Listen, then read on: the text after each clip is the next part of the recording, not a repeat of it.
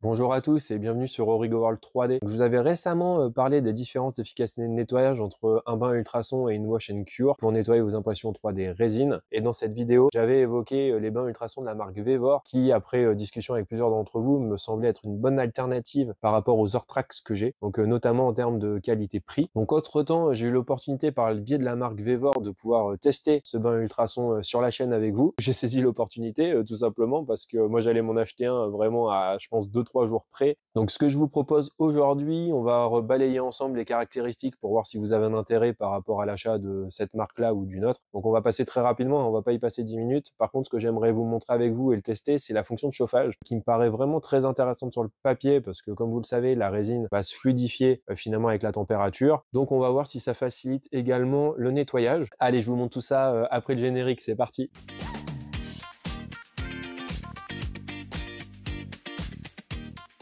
Donc on va commencer par le déballage de l'appareil pour vous montrer à quoi ressemble du coup ce bain ultrason en particulier. Vous retrouverez aussi à l'intérieur du carton différents accessoires. Donc il y aura notamment un raccord ainsi qui est un ruban en téflon du coup pour permettre la vidange de l'appareil. Et ça c'est super intéressant parce que typiquement quand vous voulez nettoyer vos bains ultrasons, vous allez le prendre, verser avec un entonnoir dans un récipient et typiquement vous allez en foutre partout parce que c'est jamais adapté. En tout cas moi c'est ce qui m'arrive. Et là du coup je suis très content de l'avoir. Il suffit juste de le mettre dans un récipient et vous allez pouvoir ouvrir la valve et vidanger très facilement sans avoir à en mettre partout. Donc ça, c'est quand même super pratique. Vous retrouverez aussi dans le carton le panier, forcément, qui a une grande contenance pour pouvoir mettre beaucoup de pièces imprimées en résine en même temps. Donc ça, c'est vraiment cool. Et pour vous rendre compte un peu du volume du bain ultrason sur 10 litres, qu'est-ce que ça représente? Là, j'ai pris le plateau de l'Apex Maker Mini et typiquement, vous le voyez, il rentre parfaitement dans le bain ultrason comparé à celui que j'avais avant. Donc ça, c'est vraiment top. Et au-delà, on va pouvoir nettoyer tout un tas de pièces et d'ustensiles. Donc en termes de fonctionnalité, vous pouvez régler le temps entre 0 et 30 minutes, donc on peut faire des cycles très très longs et surtout comme je vous le disais précédemment, on va pouvoir chauffer jusqu'à une température a priori de 80 degrés. Donc je suis pas sûr qu'on aille jusque là, à mon avis on s'arrêtera entre 40 et 60 degrés pour déjà voir un effet. Donc concernant la montée en température, moi j'ai mis une dizaine de minutes pour atteindre les 30 degrés, donc en partant de 20 degrés puisque c'était la température du garage, il fait déjà assez chaud à cette époque de l'année. Par contre pour atteindre les 40 degrés qu'on va utiliser là pour les cycles de nettoyage, ça a mis entre 30 et 40 minutes, donc c'est assez long. Donc vraiment faut l'avoir en tête juste pour pouvoir pré-allumer votre machine en avance, justement pour anticiper un petit peu vos sessions de nettoyage. Mais pour le coup, voilà, ça chauffe pas en 10 minutes. Et du coup, si vous voulez faire des essais à 50 ou 60 degrés, ça risque de mettre quasiment une heure. Donc faut vraiment en avoir conscience. Ensuite, on est sur un bruit vraiment standard au niveau de l'ultrason. Donc c'est des machines qui font quand même beaucoup de bruit. Il en fait pas plus ni moins que d'autres marques que j'ai pu avoir ou que j'ai pu voir tourner par le passé. Donc je vais essayer juste de vous mettre un petit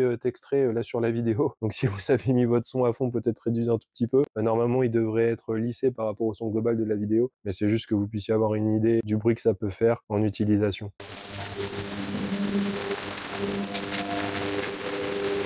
Pour évaluer l'efficacité de nettoyage du bain ultrason, j'ai imprimé un diorama complet d'une figurine de One Piece. Là, vous l'avez sous les yeux, donc il y a 7 plateaux au total qui ont été imprimés sur l'Apex Maker Mini, donc ça fait déjà pas mal de pièces, et il m'a fallu seulement 2 cycles de nettoyage, donc en gros 2 fois le volume du bain ultrason pour pouvoir nettoyer l'intégralité des pièces. Tout a été nettoyé entre des cycles de 3 à 5 minutes selon la taille des pièces. Donc, vous voyez déjà qu'ici on a des nuages qui sont vraiment des pièces assez massives qui nécessitent un petit peu plus de temps, et finalement sur des cycles de 5 minutes, alors surtout ceux où j'ai chauffé pour le coup, à 40 degrés. J'ai réellement vu un impact énorme sur le nettoyage. Vous le verrez aussi ici à l'image. En fait, on a vraiment toute la résine qui s'échappe du modèle de manière beaucoup plus rapide que si on était à une température ambiante, dans mon cas ici à 20 degrés. Donc voilà, vous pouvez retrouver tout ça en image. Clairement, ce que je vais faire maintenant, c'est vraiment de garder une température de 40 degrés pour tous les tests. Je suis pas monté plus haut ici parce qu'en fait, le résultat est déjà très bon sur des cycles très courts. Donc j'ai pas eu d'intérêt à monter. Que bon, après, on consomme aussi forcément un petit peu plus. Que voilà, je vais rester sur des cycles de 40 degrés en 5 minutes et sur des pièces comme ça qui sont quand même assez volumineuses. Alors on parle pas non plus de grand format, c'est quand même assez grand et je pense que le diorama au global va être vraiment énorme, surtout à peindre, il va y avoir beaucoup de boulot.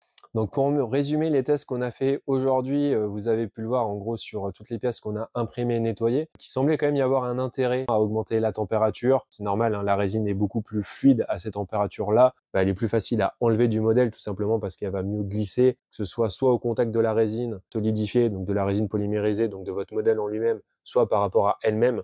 Donc en gros, le solvant peut mieux pénétrer à l'intérieur de la résine non polymérisée et l'enlever. Pour le coup, il y a quand même un grand intérêt, je trouve, à avoir cette fonction de chauffage sur le bain ultrason, sachant que, comme je vous l'avais dit en vidéo, le prix de ce bain ultrason là était déjà moins cher que celui que j'avais eu de Zortrax, qui ne possédait ni le chauffage, qui avait une contenance plus faible, etc. Si vous êtes intéressé par ce modèle en particulier, vous le verrez dans la description de la vidéo que j'ai mis un lien vers l'achat du coup de cet article là. Ce n'est pas un lien affilié, c'est un lien que Vevor m'a communiqué pour traquer en gros à travers la vidéo que je vais faire s'il y a des ventes, mais en tout cas moi je ne touche pas de commission sur ce lien là. Vous avez néanmoins un code avec une réduction de 5% que vous pourrez utiliser, et surtout acheter ce qui vous correspond en termes de besoins. C'est-à-dire que là moi je m'oriente vers un modèle qui est plutôt en 10 litres ou en 15 litres, hein, c'est ce que je voulais acheter, parce que je vais faire de la figurine moyen format ou des grands formats. Si vous faites de la miniature, c'est peut-être pas la peine, ou si vous faites du très gros format parce que vous avez une Pexmaker X5 qui est énorme ou d'autres types d'impression 3D grand format, peut-être que s'orienter vers une plus grosse contenance, ça a du sens. Par contre, c'est sûr que mon avis personnel est assez bon ici, puisque je trouve que le chauffage apporte vraiment quelque chose. La valve sur le côté, c'est vraiment top, et vraiment en termes de rapport qualité-prix, j'ai pas trouvé mieux que celui-ci avec cette marque. Mais voilà, si vous trouvez mieux ailleurs, comme d'habitude, hein, c'est une histoire de concurrence, vous faites